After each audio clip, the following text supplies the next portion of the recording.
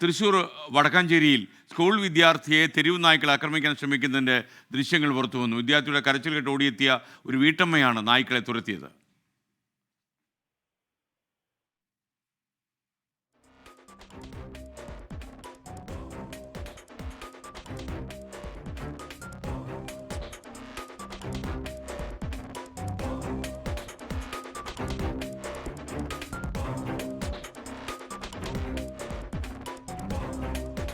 സൂരജ് സജി തൃശ്ശൂരിൽ നിന്നും ചേരുന്നു. സൂരജ് സജി, വിവരങ്ങൾ.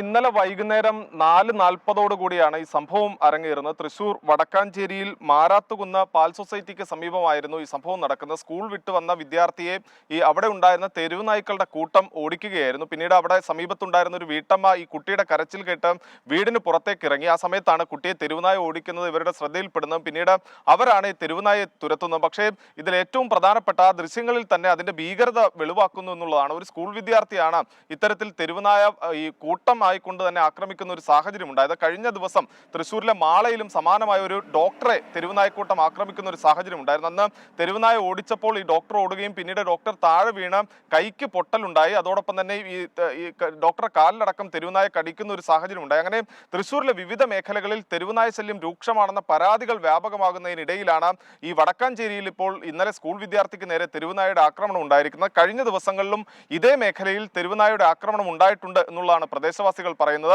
ഈ തെരുവുനായകളെ നിയന്ത്രിക്കുന്നതിന് വേണ്ടി അടിയന്തര ഇടപെടൽ വേണമെന്ന ആവശ്യമാണ് ഈ പ്രദേശവാസികൾ മുന്നോട്ട് വയ്ക്കുന്നത്. സൂരജ് സജിയാണ് വിവരങ്ങൾ നൽകിയത്.